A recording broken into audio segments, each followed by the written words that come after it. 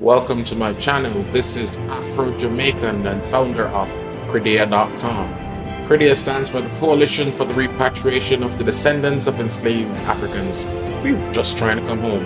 Thank you for stopping by my channel. Please like, share, and subscribe.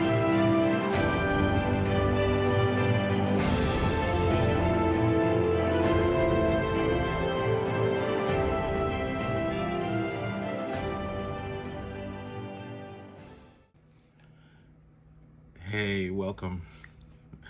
Welcome. Listen, man, I appreciate you being here. I know you have choices when you're on YouTube, and the fact that you've chosen to watch mine, I appreciate. Please like, share, and subscribe. Normally, I don't ask, but I think I'm gonna start asking, and you guys can even just a like and subscribe. I'd be greatly appreciative. Barking up this tree, trying to get African governments to look at us, the descendants of enslaved Africans, and do something, a special process for us to be able to come home, and not much movement going on there. I see Togo now has, not Togo, Benin has a passport program through DNA, but when I dug deep into it, I'm gonna be honest, there's a lot of room for exploitation of us. We have to be careful.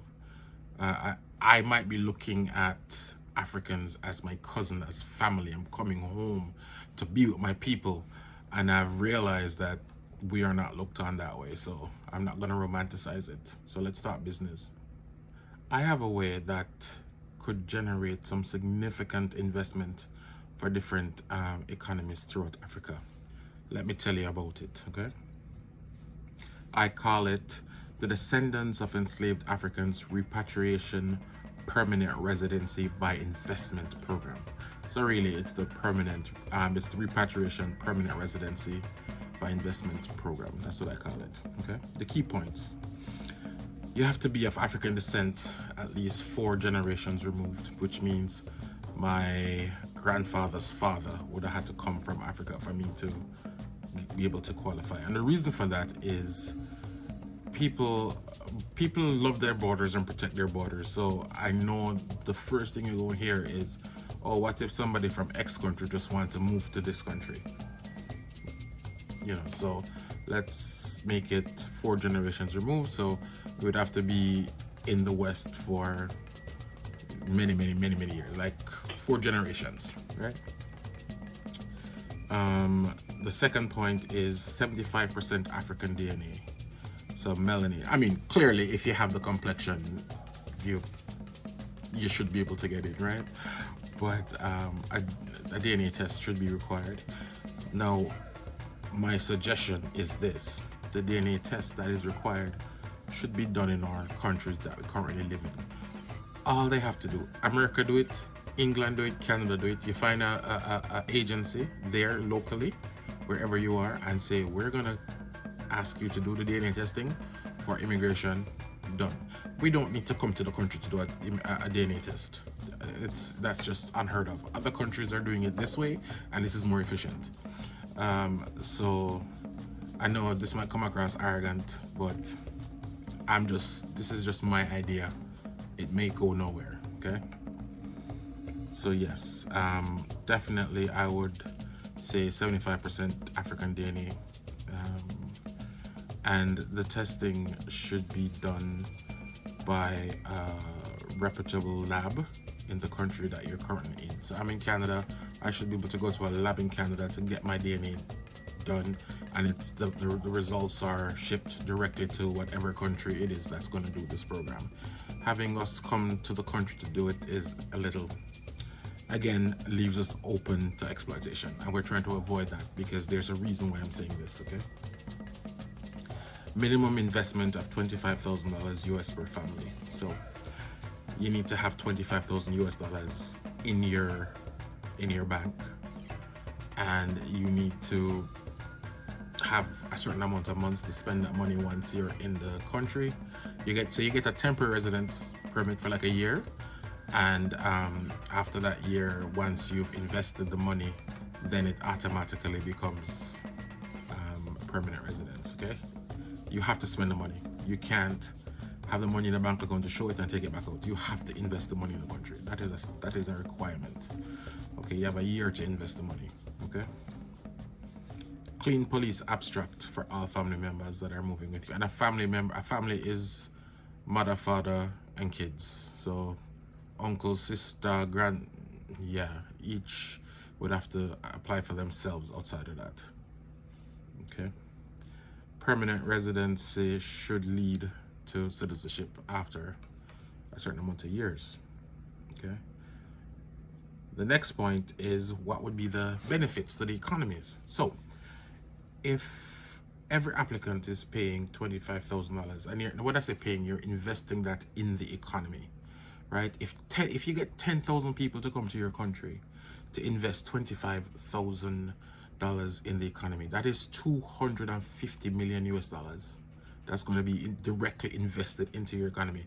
It's not going to the government. It's not fees. These are not application fees.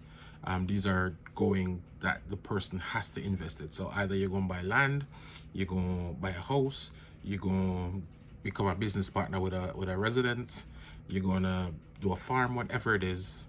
That's where the money should go. The money should go directly to benefit the economy and the locals as opposed to governments. Again, just my suggestion. Yeah. If you get 100,000 people, that is 2.5 billion US dollars. Yeah. 300,000 applicants, people, $7.5 billion. 1 million applicants, 25 billion US dollars. Guys, let's say 1 million is what percentage of the total number of descendants of enslaved Africans that are outside of Africa? I don't know, but I know 1 million is not that much. I can guarantee you, if this program is done well, a country like Kenya or Uganda would easily get 10,000 applicants. That's 250 million US dollars right there. Ghana was able to earn what, 1.9 billion from the return from a party, really? So it is very possible. We are there, we want to come home, but it is difficult. And what they're asking for, they're treating us like multinational corporations. You won't ask one person for 100,000 US dollars. South Africa is asking for 500,000 US dollars. Yeah, you can't, yeah. There has to be some benefit to being African, of African descent, right? So there's money there to be infused into different economies. And I know Kenya is hot right now. Uganda is hot. Dar es Salaam, hot. Rwanda seemed to be the Miami of Africa, where people go to kind of chill out and relax. South Africa could benefit tremendously because there's so many, especially Americans, who want to still have that American lifestyle, and they're looking at South Africa, but who won't drop 500K? And we need to be careful too, because I see people who have to leave countries every 90 days telling people, oh, come and move. And guys, it's not that easy. There's immigration requirements to moving. So if you're a YouTuber and you're making what, 20 up to 24K for the year US, you can get like a nomad visa in most countries, right? In most, not even just Africa, most countries will give you a nomad visa, a digital nomad visa, and you can stay there. And then some people are there just on tourist visas for 90 days and talking about them a repatriation specialists. Come on, people, be careful. Be careful out there, yeah? All these countries have immigration requirements. Yeah. So, what qualified as an investment? An investment could be real estate, so you could purchase land or property. Business venture, so you could start a business, invest in an established local business, which I think would be awesome. Find a partner that have a business and want some capital, boom. Agriculture, so invested in farm projects and stuff like that. And of course, tourist development. I know many African countries are leaving major dollars on the table when it comes to tourism. I think from what I've seen, a lot of the tourism is geared towards people coming to go on safari. There's I can only talk for Kenya. There's way more to Kenya than safari. way more to Kenya than safari. So there's definitely opportunities there. So how are you going to attract these applicants to come to your country? Our main thing in being reluctant to come to Africa sometimes is the perceived, whether real or not, the perceived level of corruption. There's a lot of African, diaspora Africans, people that look like me in the Philippines, Singapore, Thailand, Caribbean, Caribbean countries like, I get Panama, I'd say, Central America, Panama, Belize is now getting hot. And these are places where people who have the resources are relocating. And these countries are making it easy. Africans seem to not understand what we have to offer, right? The Philippines just announced a program which is unbelievable. You only have to, I think, show $1,000 a month US in terms of salary to get their visa. And the first $7,000 worth of things you bring into the country is tax-free. Yes. And a lot of countries are doing that too. They're throwing that in as a kicker, is that a lot of the stuff you bring in is tax exempt, or very low to little to no corporate tax for the first 5 and 10 years. Ecuador has a program like that right now going on. Uruguay has a program. So I don't understand the reluctance of the African countries to do this, right? And I'm saying, we are Africans, we want to come back. Make it easy. So to attract people to come to your country, you should do a year return. I think you should. It should be a grandiose thing. You're saying, come home, this is the program we have, and you invite people to come. Have an efficient and transparent process for the application where all fees are paid online. You shouldn't go in nobody's office to pay no fee. Yeah, the fees should be paid online, and all in-person visits should be able to be done at an embassy or mission abroad. Again, I'm saying this, it might sound arrogant, but I'm telling you, the fraud, the exploitation is real. So you want to attract people to come, right? And attract people who are going to do small to medium enterprises, which is where most of the economy in most countries run on.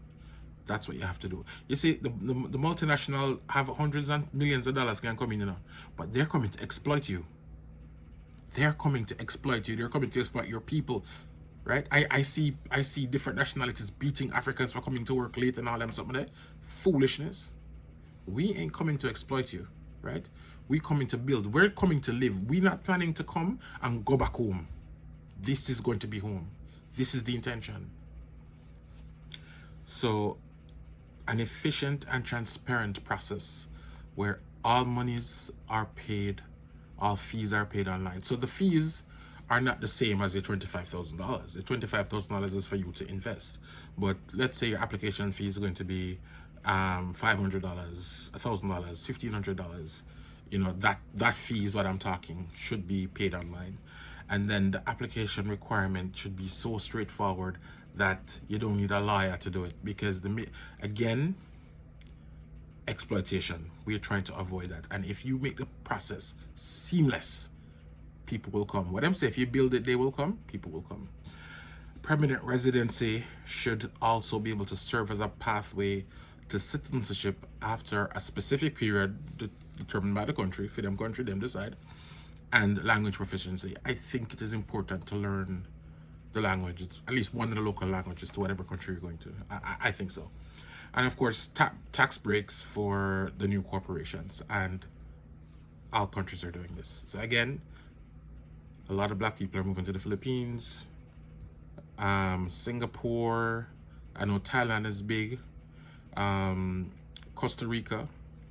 Yes, I know those countries have black people, like Costa Rica and Belize and so on, but I'm talking people from other countries who migrated to the United States, Canada, England, or Europe, and then they want a place to come back to, because we don't always want to go back to our own countries for whatever reason, right?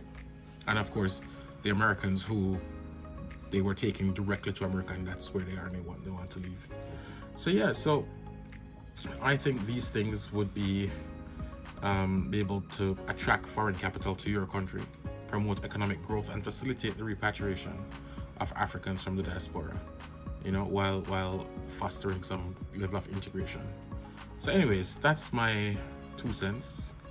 I would be really interested to know what you all think in the comments below. So anyways, more time. Blessings.